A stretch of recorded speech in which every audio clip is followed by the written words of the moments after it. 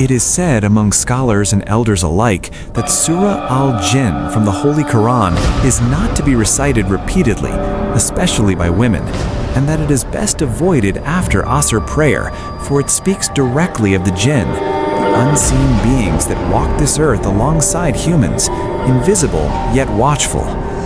Yet in the quiet city of Lahore in the year 2002, a devout woman named Aisha would come to learn the weight of this warning in the most terrifying way possible. Aisha was the embodiment of piety and discipline. Every prayer was observed without fail. Every surah of the Quran was read with care, her voice flowing in a melody of devotion. She lived in a sprawling old house inherited from her grandparents, its walls lined with shelves of religious books, and its dim corridors echoing the quiet hush of a home steeped in tradition. That night, the moon hung low and veiled in thin clouds, casting a pale light that barely touched the floorboards of her room. The lantern flickered softly, its flame creating dancing shadows along the walls as she sat cross-legged on the floor, Quran open in her lap. The night was silent, not the comforting silence of calm, but a dense, almost suffocating quiet, the kind that presses against the ears and the chest simultaneously. Aisha, unaware of the time, began to recite Surah Al-Jinn, her voice even and gentle at first, tracing the sacred letters with meticulous care.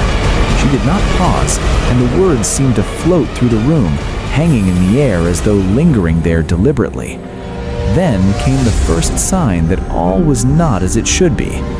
A soft, dragging sound echoed from the hallway outside her room. At first, Aisha thought it was her imagination. After all, the house was old, and the wooden floorboards groaned with age. But as the noise grew louder, deliberate and rhythmic, she froze mid-verse. Her heart began to pound, a steady, deafening drum in her ears. Her mind raced. Her servant had been away for days, and no neighbor was near enough to produce such sound. A cold dread wrapped around her like a shroud. She called out, her voice shaking. "Hello?" No answer came. She glanced at the Quran, comprehension dawning with horror. Surah Al-Jinn. She had recited it unknowingly.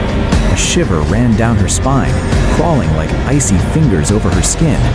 The verses she had read, intended as a source of peace, had perhaps invited attention she did not understand. Attention from those unseen, those who listened closely to the words of men and women alike.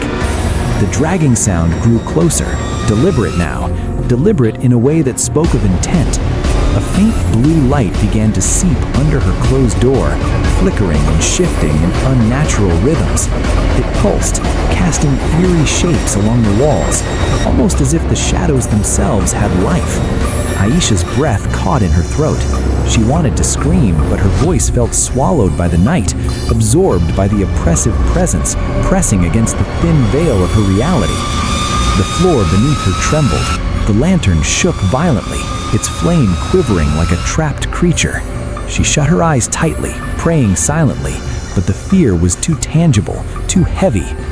Then she heard it, an unmistakable sound of movement, but this time inside the room. Something or things were walking, approaching, surrounding. She opened her eyes and froze. There they were. Tall, faceless figures dressed entirely in black, their forms elongated and impossibly thin, swaying with the rhythm of some silent ritual. Their heads moved in a strange undulation, mimicking prayer, yet not in any human manner she had seen. They were otherworldly, their presence radiating a chilling power, an energy that seemed to seep into her bones and freeze her blood. Her heartbeat raced, erratic and frantic, echoing in the hollow chamber of her chest. Panic surged, and instinct overrode reason. She raised her trembling voice and began to recite Ayatul Kursi. The verses poured from her lips in a torrent of desperate faith, her voice growing stronger with each word, breaking the unnatural rhythm of the room. The faceless figures hesitated, and then vanished. The silence that followed was heavier than any sound could have been. Aisha collapsed to the floor, drenched in sweat, her body trembling violently. unsure whether what she had experienced was reality or some waking nightmare. The blue light under the door faded, the dragging steps retreated into nothingness, and the house was still once more. Yet the memory of those black figures lingered in her mind, etched into her very soul. When her husband, Aslan, returned home the next morning, he found her pale, disheveled, and visibly disturbed. The house seemed to carry the remnants of the night's terror, the air heavy with unspoken dread. Aisha recounted every detail, the dragging sounds, the blue light, the faceless figures responding to her recitation, and the paralyzing fear that had gripped her. Aslan, a rational man, initially tried to calm her, attributing it to imagination or fatigue. Yet as he saw the raw terror in her eyes, the shaking of her hands, and the weight in her voice, he realized this was no ordinary fright. He summoned the local imam, a man known for both knowledge and wisdom in spiritual matters. The imam arrived that morning, carefully inspecting the house, walking the corridors, examining every corner, and speaking quietly yet firmly to Aisha about mindfulness and care when reciting certain surahs.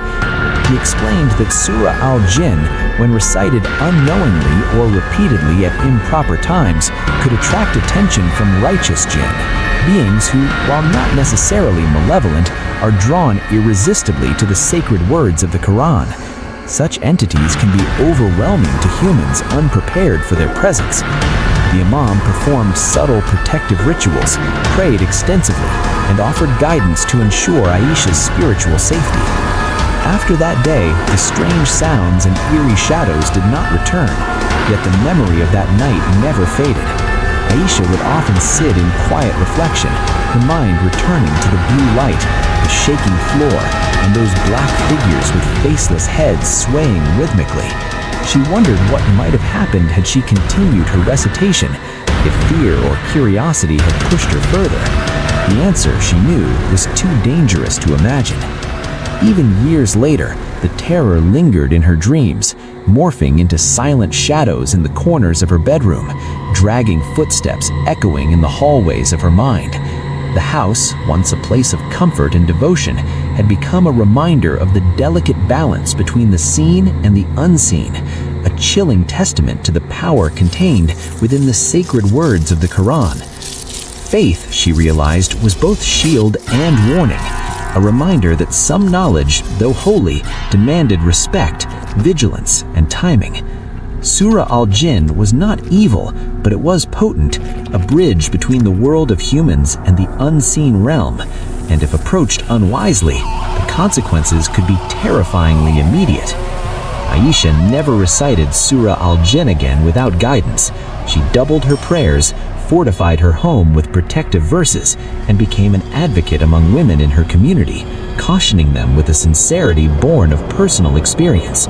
She spoke rarely of the faceless figures, the dragging footsteps, and the blue light that had once flooded her room, knowing that words alone could not convey the terror she had lived. Yet, in the quiet hours, when the moon is thin and the night stretches long, a part of her still shudders, remembering the cold rhythmic sway of those dark, invisible beings and the power of a surah recited without thought, a night when the unseen world brushed just a little too close to her reality.